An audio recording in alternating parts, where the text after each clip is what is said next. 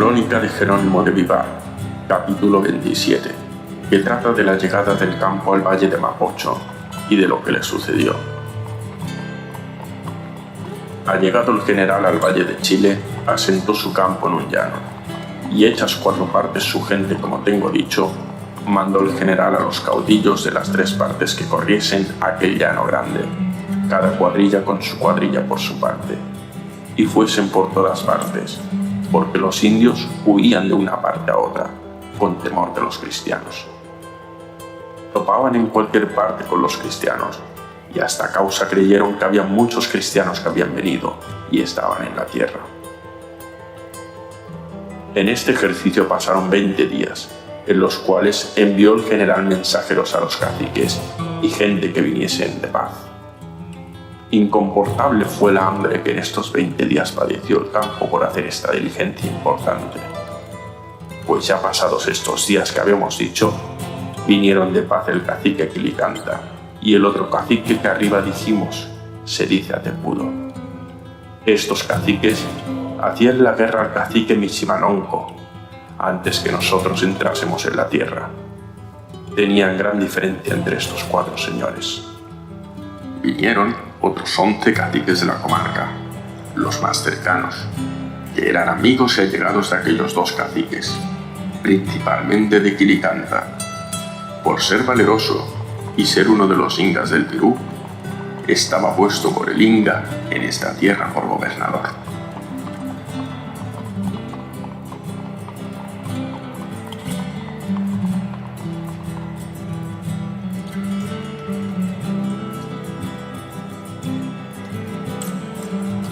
La crónica de Vivar nos llegó a Chile en 1966. Esto fue un hallazgo para nosotros porque hasta ese momento conocíamos otros antecedentes.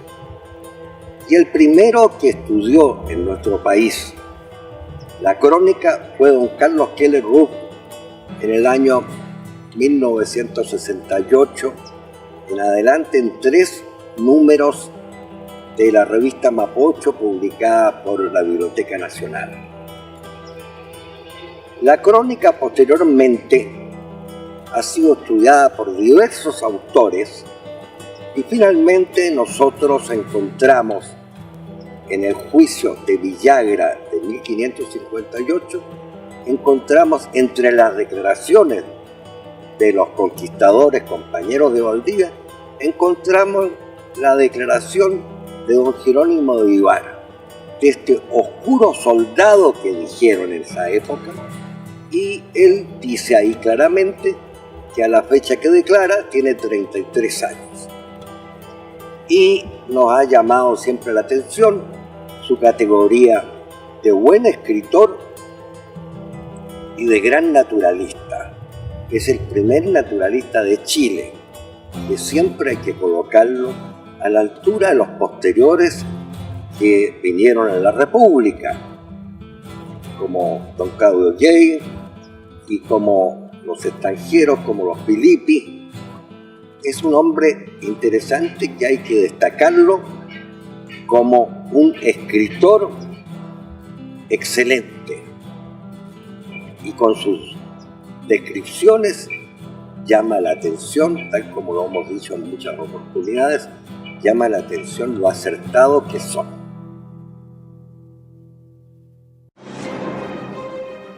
Como lo señala la crónica de Vivar, después de que Valdivia recibió la visita de Quilicanta y los caciques, trasladó su campamento a la isla del Mapocho y procedió a fundar Santiago allí. Sin embargo, la página de la crónica que debería relatar este fundamental hecho se encuentra desaparecida. Por su parte, la información que proporciona el reescrito libro de Cerro de las Actas del Cabildo es sumamente escueta, ya que allí solo se indica que, a 12 días del mes de febrero, año de 1541 años, fundó esta ciudad en nombre de Dios y de su bendita madre y del apóstol Santiago, el muy magnífico señor Pedro de Valdivia. En general, esto ha sido lo que se ha venido reiterando, casi sin variación ni detalles, por la mayoría de los historiadores hasta ahora. Una vez trazada la ciudad, se levantaron las primeras casas, y queremos mostrarles un ejemplo de cómo pudieron haber sido.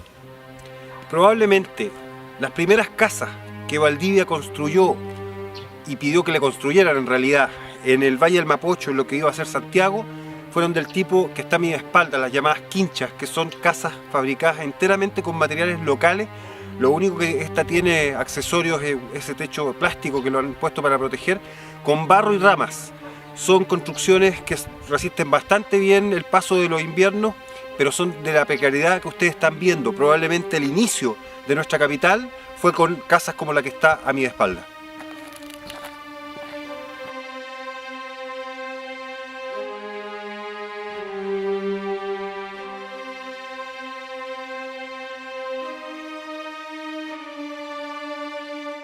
El año 2000, una simple observación casual, realizada desde el piso 12 del edificio de Monjitas, esquina de 21 de Mayo, en el vértice nororiente de la Plaza de Armas, donde entonces vivíamos, despertó nuestra curiosidad acerca del trazado de la ciudad de Santiago.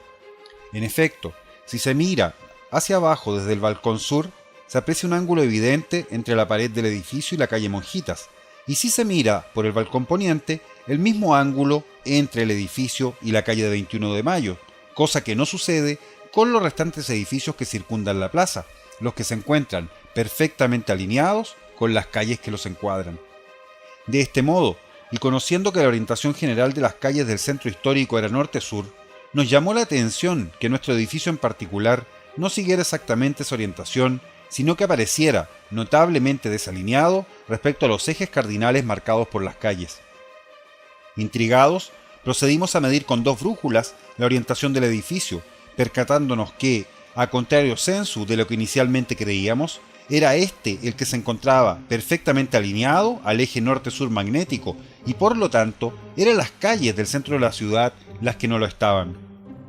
En ese momento no sabíamos que esta simple observación, casi de perogrullo, nos llevaría a desarrollar un fascinante estudio de 12 años gracias al que, paso a paso, terminaríamos por descubrir el secreto oculto a la vista de todos más relevante de nuestra historia para comprender las razones de la fundación y diseño de la planta de Santiago a partir de la Plaza de Armas.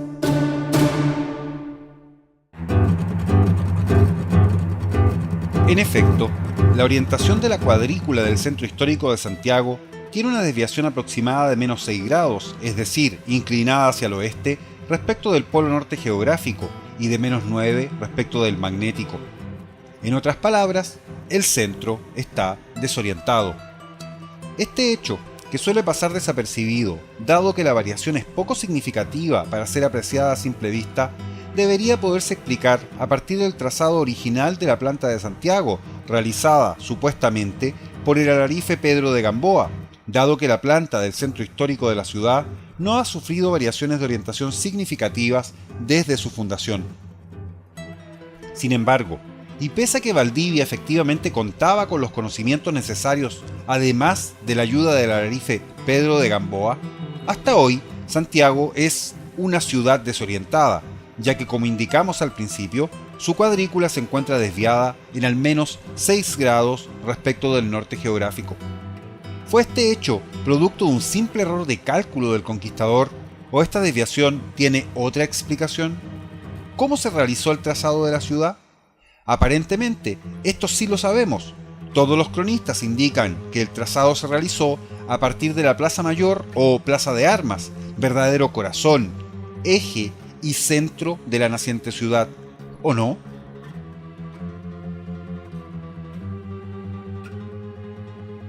Si observamos el sector limitado por el río Mapocho, la Alameda y la Avenida Brasil, que era el área naturalmente delimitada para fundar Santiago, la llamada Isla de Santiago, se aprecia que la Plaza de Armas no está situada en su centro.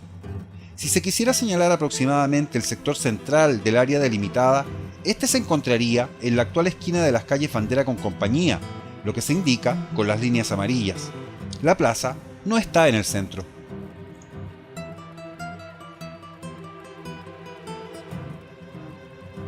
Lo mismo se aprecia, y con mayor énfasis aún, si solo se considera el área en uso al momento de la fundación, que estaba limitada al oriente por el Cerro Santa Lucía y la calle José Miguel de la Barra, hasta llegar al río Mapocho, ya que el actual barrio Lastarria era un pedregal que el río inundaba frecuentemente. Lo mismo ocurre si se restringe el área a las calles del supuesto trazado original de la ciudad. Desde la Plaza Mayor hay solo 3 cuadras hasta el río Mapocho y 4 hasta la actual Alameda, incluyendo cuadras dobles. La Plaza de Armas está claramente más cerca del límite norte, el río Mapocho, del área del trazado fundacional. Del mismo modo, si revisamos el llamado Primer Plano Científico de Santiago de Fresier del año 1712, el desplazamiento hacia el nororiente de la plaza es aún más evidente. El centro de la ciudad estuvo descentrado desde un comienzo. Finalmente, si deseamos determinar el centro del dámero ideal de Santiago, es decir, un área de 8 por 8 cuadras limitada por las calles Maquíver al este, San Martín al oeste, San Pablo al norte y Alameda al sur, es claro que el centro de la ciudad habría estado en el cruce de las calles Bandera con Compañía, y por ende, también respecto de este plano ideal, la plaza está situada al norte y al oriente del centro geométrico. Eso, sin dejar de considerar que la calle San Pablo, como hemos visto, era un brazo seco del río Mapocho por el cual se producían inundaciones cada vez que el río se desbordaba. Con esto, deseamos destacar que, teniendo un área naturalmente delimitada para trazar la planta de Santiago, por algún motivo, la Plaza de Armas nunca estuvo situada en el centro físico o geométrico de la naciente ciudad. ¿Es este otro error de Valdivia y de su ayudante, el alarife Gamboa? Finalmente, durante la última remodelación de la Plaza de Armas, efectuada en 1999, que es la que podemos apreciar actualmente, el arquitecto Rodrigo Pérez de Arce verificó que el cuadrado de la plaza en realidad es un trapecio, ya que el costado oriente es más largo que el poniente, y adicionalmente, el centro de este trapecio no estaba situado exactamente donde entonces se encontraba la fuente de Ayacucho, la que debió ser desplazada aproximadamente 2 metros hacia el sur, y a la vez debió ser girada para dejarla orientada respecto a los ejes del trazado de la plaza. En resumen, el centro de nuestra ciudad, la Plaza de Armas, está desorientado, descentrado y descuadrado.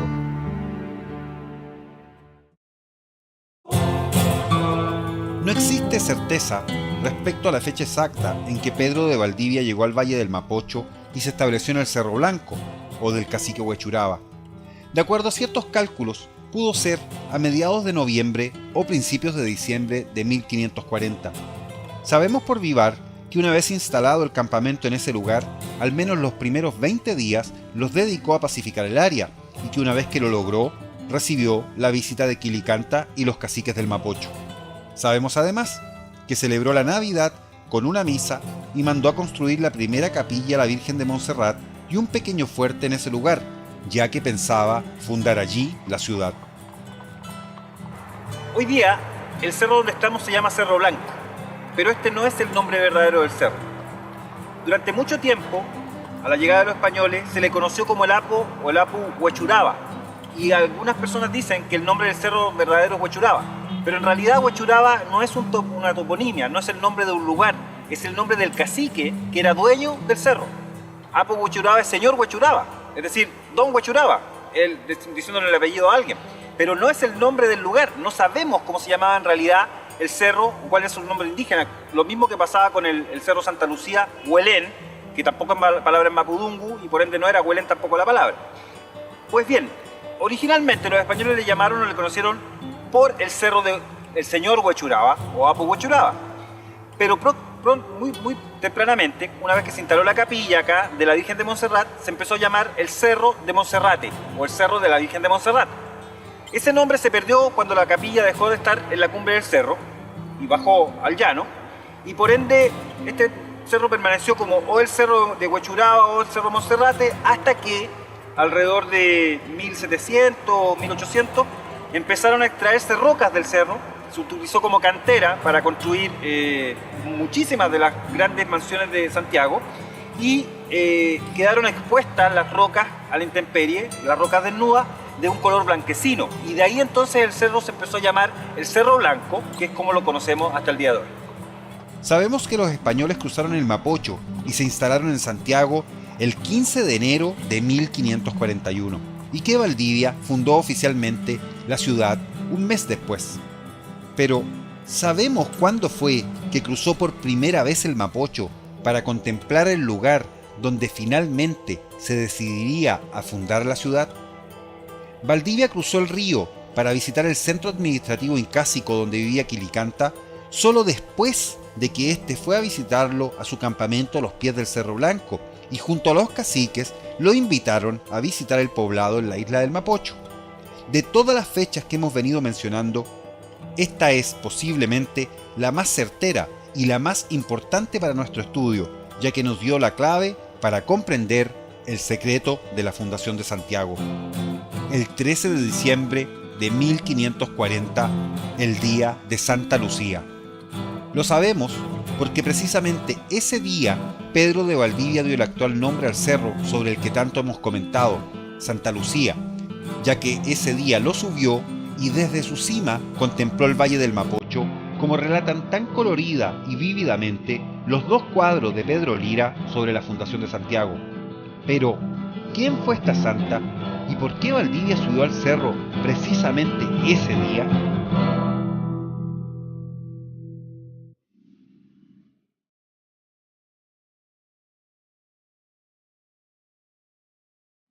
La leyenda cuenta que Lucía era una joven cristiana, nacida en la Siracusa romana, que estaba prometida en matrimonio a un noble pagano, pero ella prometió vivir al servicio de Cristo e hizo votos de castidad. Lucía significa luz para el mundo o la que porta la luz. En términos simbólicos, Lucía es la representación cristiana de la diosa griega Artemisa, hija de Zeus y hermana de Apolo, el dios de la luz. Era, precisamente, la patrona de Siracusa, colonia fundada por los griegos el año 734 a.C. Artemisa escogió permanecer virgen y ser la portadora de la luz, o faeforia en griego, es decir, el mismo significado de Lucía en latín. Despechado, el pretendiente de Lucía la acusó al procurador romano, quien la interrogó y en principio la castigó a ser llevada a un lupanar. Sin embargo, aunque intentaron moverla incluso con toros, Tauro, no pudieron hacerlo. Entonces fue condenada a muerte por brujería, pero antes le sacaron los ojos y pese a ello siguió viendo. Por eso, la imagen de Santa Lucía, la portadora de la luz, se caracteriza por tener sus ojos en un plato, no porque sea ciega o no pueda ver, sino precisamente por todo lo contrario. Finalmente, la decapitaron el 13 de diciembre del año 304, día que quedó consagrado a su memoria. Precisamente, el 13 de diciembre de 1540, Quilicanta y los caciques del Mapocho invitaron a Pedro de Valdivia a cruzar el río y subieron junto a él para contemplar el Valle del Mapocho desde el Cerro Huetén. Todo esto no pasaría de ser una simple anécdota si no fuese por el hecho de que ese día, hace ya 474 años, era el solsticio de verano. En efecto, durante la Edad Media, debido al retraso acumulado por el calendario juliano, la festividad de Santa Lucía coincidía con el solsticio de invierno en el hemisferio norte y de verano en el hemisferio sur, lo que se refleja hasta el día de hoy en refranes como «Por Santa Lucía, la más larga noche y el más corto día». En la constelación de Tauro, el Toro, un sistema de estrellas dobles con una separación fácilmente distinguible sin telescopio, Zeta Tauri 1 y Zeta Tauri 2 son precisamente llamadas los ojos de Santa Lucía. A las 0 horas de ese 13 de diciembre, estas dos estrellas se encontraban justamente en el cenit de Santiago. Eran los ojos de Santa Lucía anunciando la llegada del solsticio al amanecer.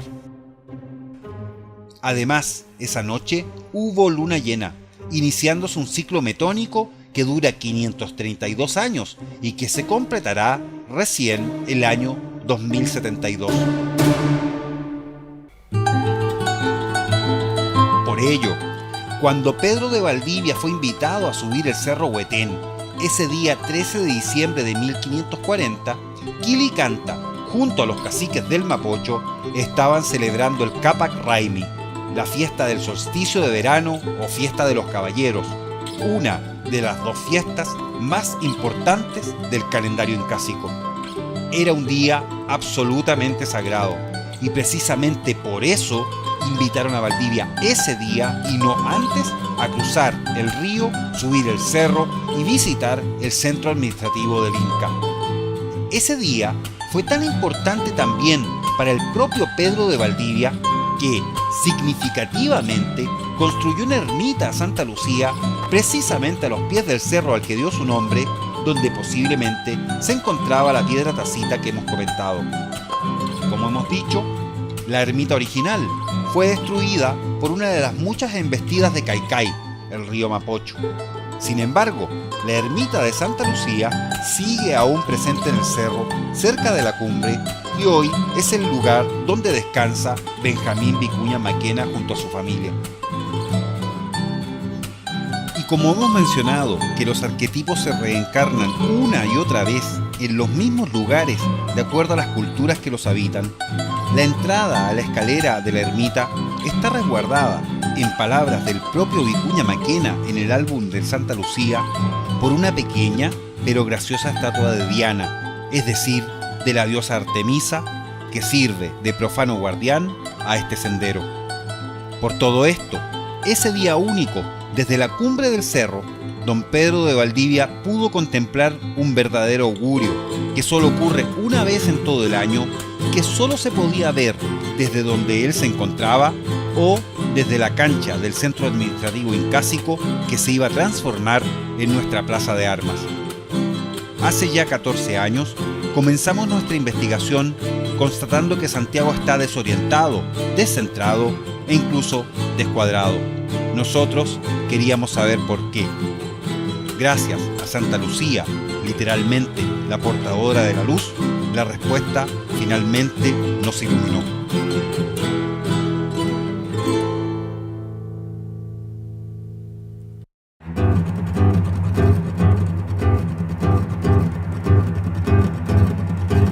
El 13 de diciembre de 1540, guiado por los hombres de la tierra y los hombres del sol, don Pedro de Valdivia subió al cerro junto a los suyos en el día de Santa Lucía y contempló el por qué la cancha del centro administrativo incásico se encontraba ahí abajo en ese preciso lugar.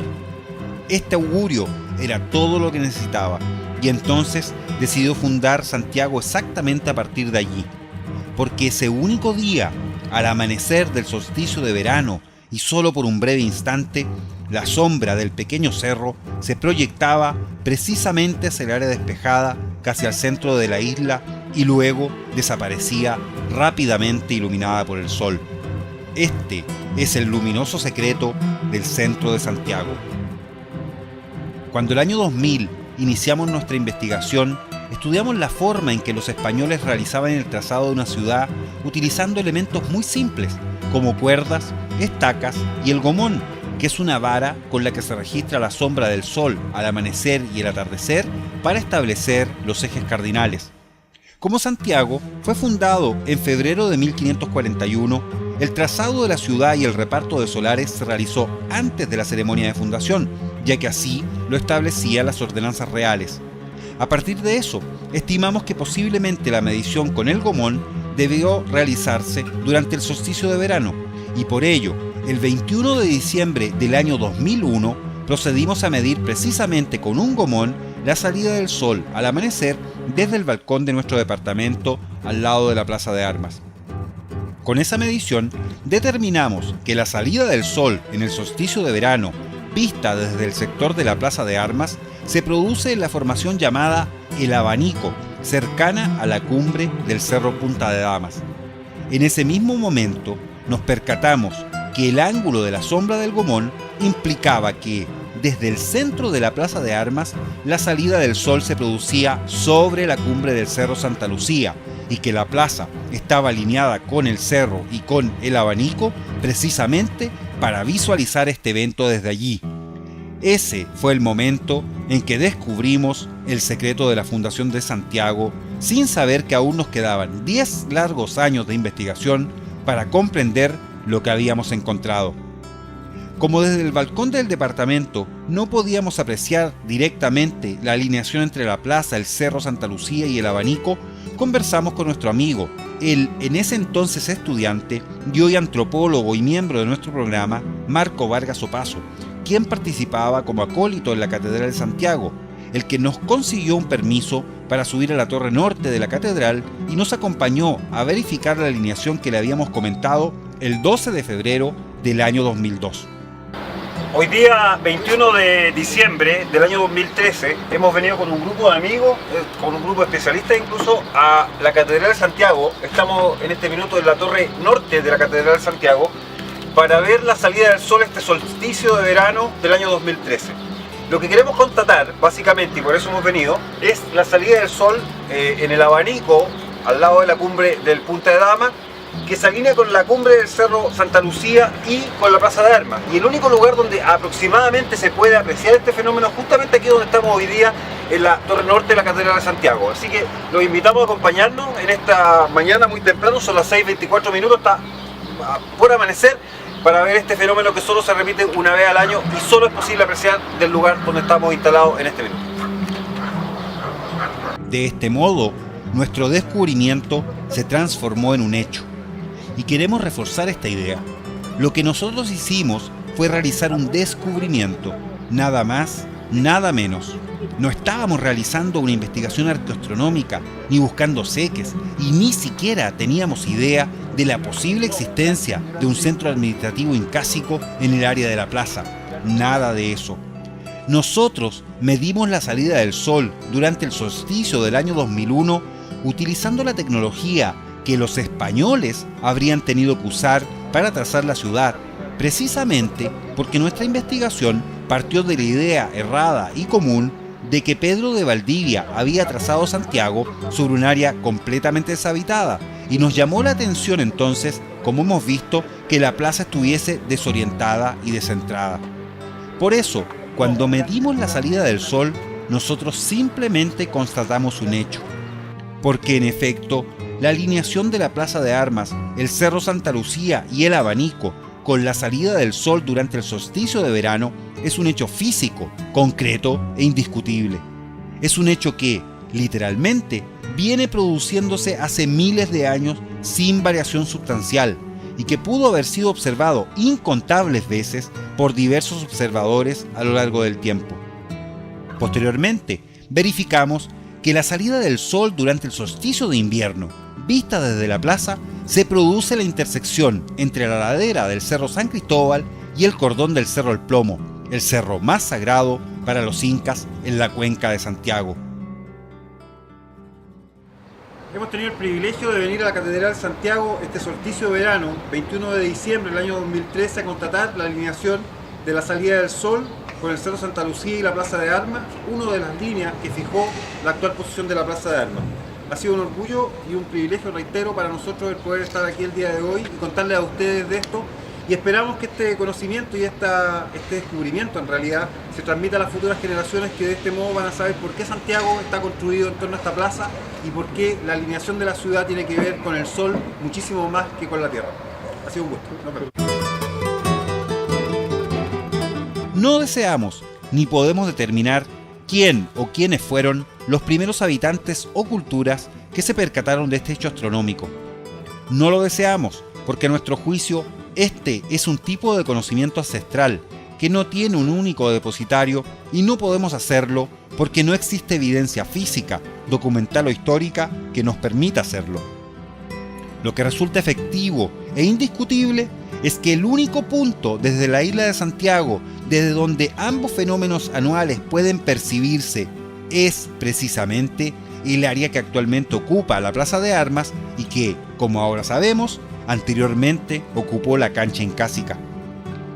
Finalmente, lo que es efectivo sin dudas es que Pedro de Valdivia fundó y trazó la ciudad de Santiago a partir del centro de la Plaza de Armas y no desde otro punto ni menos de otra manzana, pese a que, como vimos, esta no es el área central del espacio naturalmente delimitado del que se disponía para fundar la capital.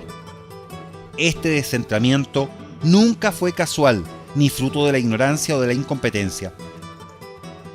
Lo que nosotros descubrimos al constatar estas alineaciones de los solsticios fue que Santiago está fundado sobre un conocimiento geográfico y astronómico ancestral, del que hasta ahora solo hemos sido ciegos herederos.